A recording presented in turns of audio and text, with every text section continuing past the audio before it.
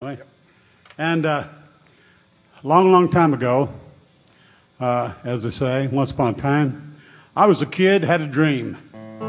And I was born into a sharecropper's family, and that kind of rang a bell with a guy that was pretty popular right about that time. And I thought, well, you know, if my stuff ain't good enough for him, it ain't good for anybody. And people continue to ask me, how do you get in the music business? How do you do this? And for the truth, gospel truth, the only reason that I got in the music business is because my name is Homer Joy. Now, Bob Morris and Dusty Rhodes was telling me this story 2 or 3 years after I signed. Buck was getting about 600 or 800 tapes a week, right? I mean, he's a big star and people want him to do their stuff. Well, it fell to one or the other of them once in a while to take all these tapes they were getting and throw them in the wastebasket. That's really about all that ever happened with any of them. Well, they were sitting there and they come across this one tape, and on the front of it said, Homer Joy. And he said, I don't know why, I just broke up laughing. He said, really, nobody in this world could really be named that. You know, it's got to be like Engelbert Humperdinck or something like that, you know. Somebody had to made this up. So they thought, well, we'll play a couple songs and see what it sounds like. So the Buckaroos were in the studio and they were rehearsing and about ready to take a break. And he said, I'll tell you honestly what I told him. I cut in on the intercom and I said, hey, y'all want to hear a couple of songs from a clown by the name of Homer Joy? And they all laughed and said, all right.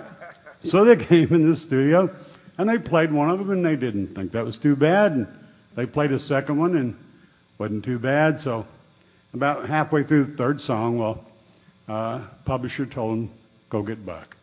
So about that time, well, Buck came in about the same place in the tape. Well, Buck said, won't you sign that boy and see if he's got any more stuff. And so I've never changed my name to, to anything like Conway Twitty or nothing like that. Because Homer Joy got me in this business, and I guess Homer Joy will get me out, you know.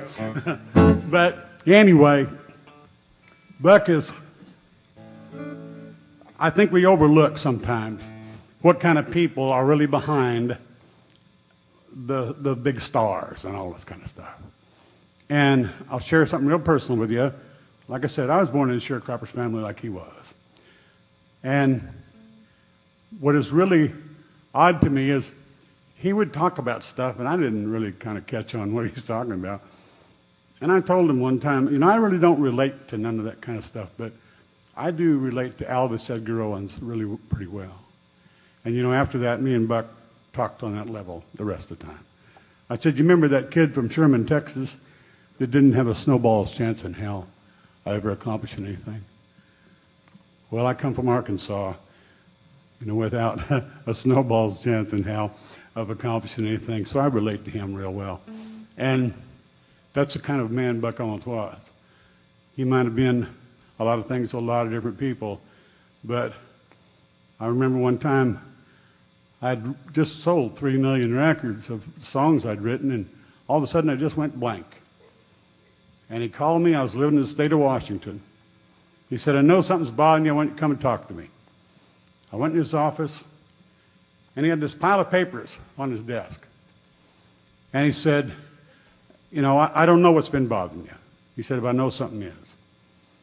And he said, if this, and he had this pile of papers about that thick on his desk, and he pointed to them papers. Well, that was $35,000 worth of studio time that I owed Buck Owens Enterprises. And he said, if this has anything to do with it, it won't no more. And he took those papers, tore them up, and threw them in the waste paper basket. Now, not very good business, but that's the kind of man Buck Owens was. To this day, Buck Owens Enterprises has never taken one single solitary red cent out of any royalties I ever got. All right? That's the kind of man Buck Owens was, and we loved him for it.